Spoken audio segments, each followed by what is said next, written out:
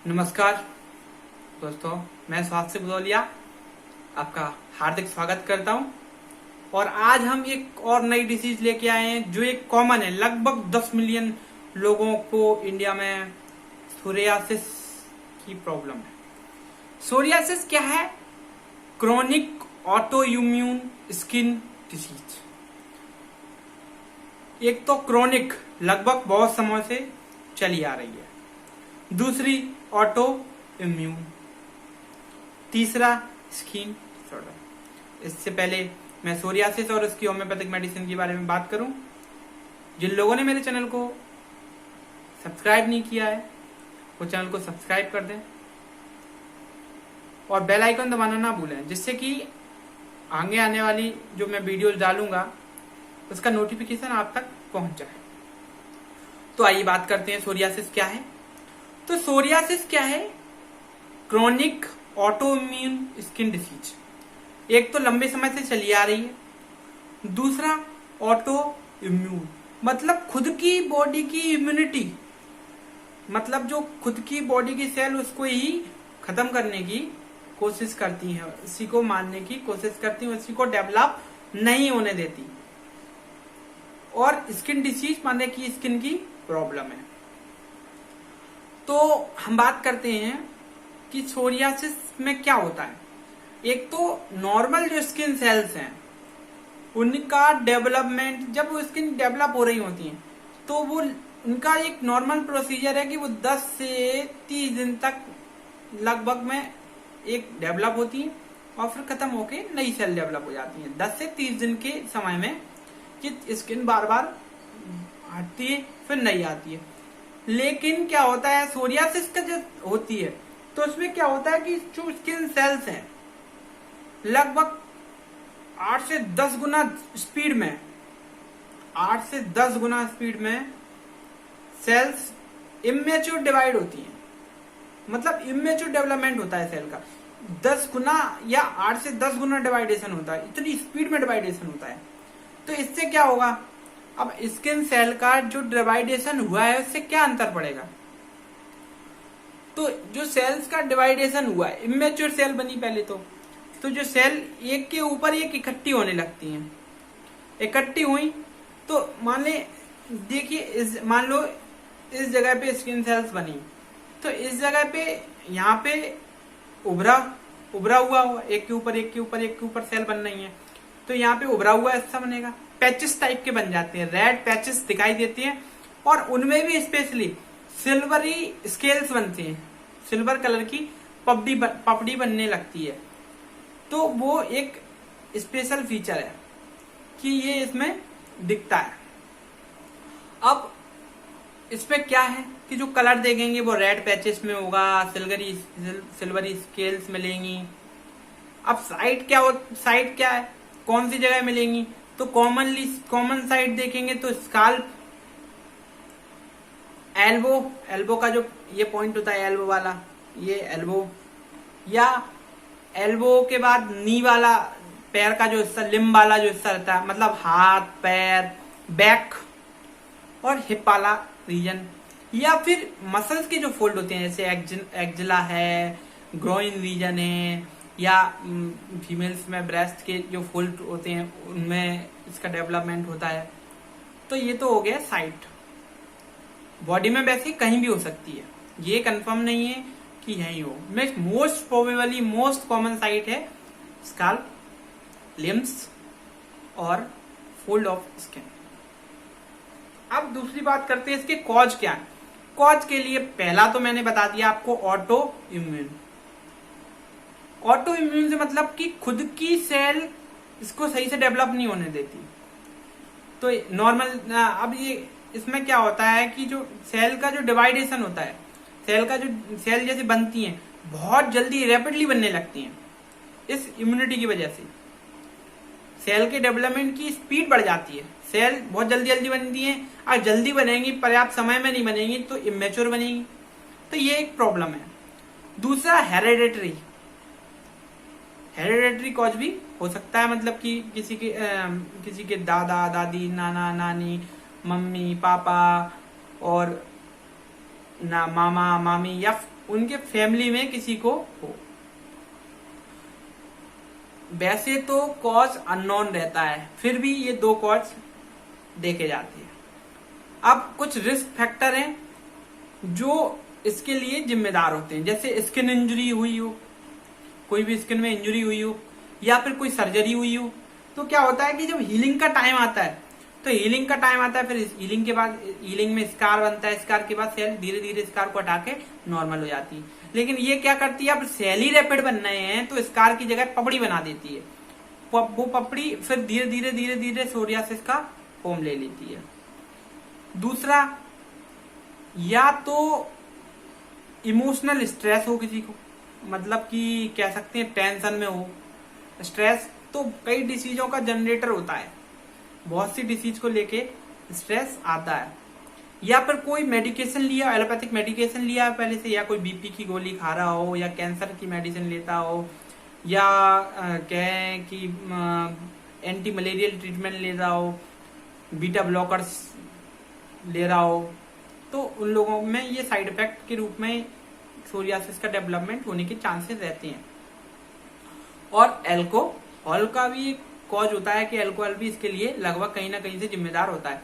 Symptoms क्या आएंगे, symptom red patches, साथ में उसके ऊपर सिल्वर स्केल्स, चांदी जैसी पपड़ी बन जाती है, इंटेंस ईचिंग होती है, और कभी कभी पस फॉर्मेशन भी होता है।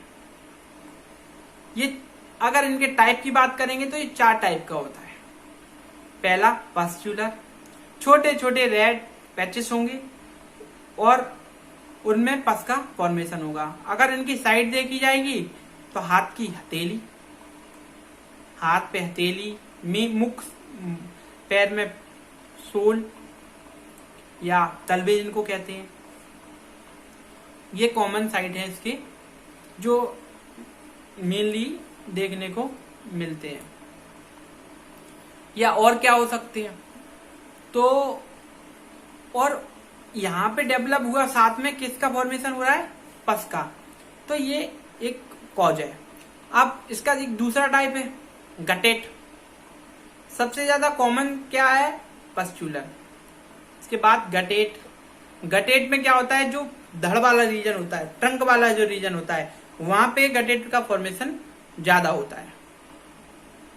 तो इनमें क्या होता है, और उसके अलावा लिम्स वाला जो रीजन होता है वहां पे रेड पैचेस, और इसमें ट्रिगर फैक्टर होते हैं। ट्रिगर फैक्टर कौन कौन से होते हैं, या तो कोई रेस्पिरेटरी इन्फेक्शन हो, या थ्रोट इन्फेक्शन हो, या उसको टॉन्सिलाइटिस हो।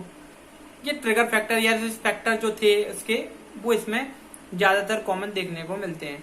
या एक होता है इनवर्स सोरियासिस। इनवर्स में क्या होता है, स्किन फोल्ड्स में मिलती है, या फिर आर्म पिट में हो, या ग्रोन रीजन में हो, या फिर ब्रेस्ट के जो नीचे जो फोल्ड होते हैं उनमें इसका फॉर्मेशन हो रहा हो, वो एक कॉमन साइड है।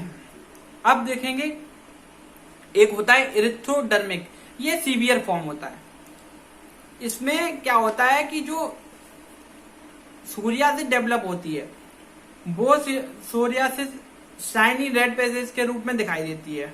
उस पे सिल्वर अपीयरेंस तो सभी में मिलेगा ही, और सीवियर होगा। अगर इसका ट्रीटमेंट जल्दी नहीं किया गया तो ये दिक्कत करेगा। तो अब बात करते हैं प्रिवेंशन क्या होना चाहिए, मतलब क्या चीज करनी चाहिए जिससे कि सोरियासिस डेवलप ना हो। तो उसके लिए हमें सबसे पहले क्या करना है कि स्किन को ड्राई ना होने देना है। स्किन को ड्राई नहीं होने देंगे तो ये कंडीशन बनती है कि सोरियासिस डेवलप नहीं होगी। तो स्किन को ड्राई ना होने दिए, उसके लिए मॉइस्चराइजर, बराबर मॉइस्चराइजर का उपयोग करें। कोई भी ग्लिसरीन वगैरह जो जिस चीज को यूज करते हैं स्किन ड्राई ना होने से बचाने के लिए, वो उसका उपयोग कर सकते हैं। कई लोग दही वगैरह खाते हैं, बैगन वगैरह खाते हैं, वो बंद कर दें। मीट खाने वाले मीट को बंद कर दें। ये चीज प्रिवेंटिव है। साथ में योग के लिए मैं कहूंगा अनुलोम विलोम और कपालभाति लगभग 10 से 15 मिनट करें। अब बात करते हैं होम्योपैथिक रेमेडीज की।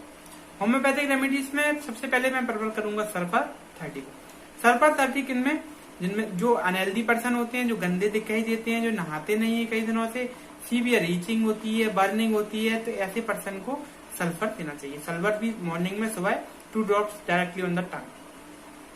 अब पेट्रोलियम 30। पेट्रोलियम 30 ऐसे लोगों को जिनकी स्किन ड्राई हो। स्किन ड्राई होने के साथ कैसी होना चाहिए, स्किन को अगर उसकी पपड़ी को निकालें तो पस निकले, तो ऐसे पर्सन को स्पेशली सर्दी और गर्मी का जो टाइम है,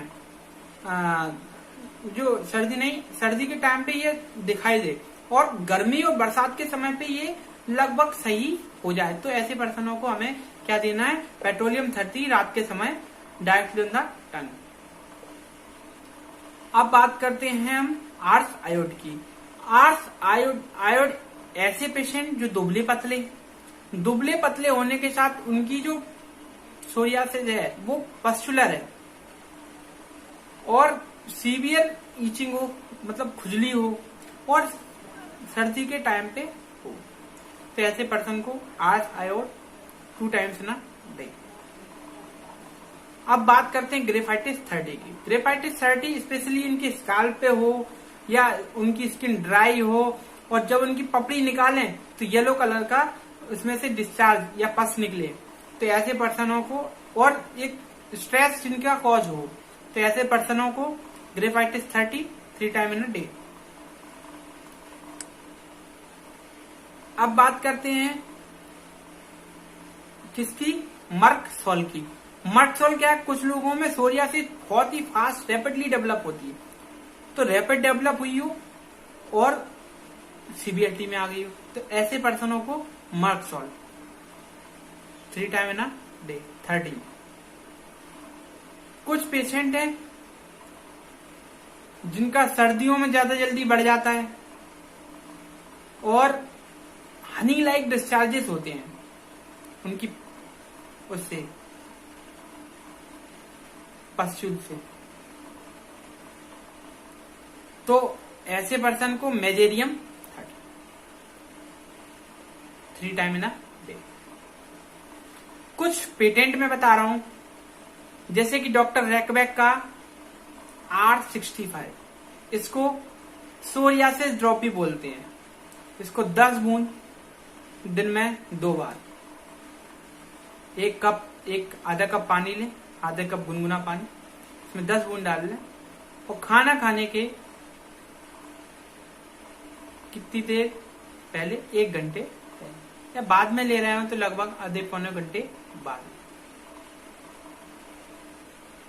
और इसके साथ एक सिरप आता है, सारसा सिरप, ये ब्लड प्योरीफायर है, तो इससे जो ब्लड में जो प्रॉब्लम्स है, इम्प्योरिटीज वो हट जाएंगी, तो इन्फेक्शन की चांसेस ना के बराबर हो, ऑटो इम्यूनिटी के चांसेस ना के बराबर हो जाएंगे, जिससे कि जल्दी से जल्दी सोरियासिस ठीक हो जाएगा। और एक ऑइंटमेंट में बताऊंगा आपको, चाहे तो आप SBL का ले लो, चाहे न्यू लाइफ का ले लें, चाहे बैक्सन का ले लें। बैक्सन का आता है क्रायोसोर्बियम ऑइंटमेंट, वो ले सकते हैं, या SBL का ले लें एसिड क्राइसो। आपको दवाइयां लगातार लेना है, लगभग 3 से 4 महीने कम से कम लेना है, तब हमें चेंजेस दिखाई देंगे कि हाँ ये चेंजेस आ रहे हैं। 1 महीने में कोई चेंजेस की उम्मीद नहीं रखें, क्योंकि ये क्रॉनिक डिसीज है। आशा करता हूँ मेरे द्वारा बताई गई वीडियो में जो नॉलेज आपको अच्छी लगी हो, तो वीडियो को लाइक करें, चैनल को सब्सक्राइब करना ना भूलें। धन्यवाद।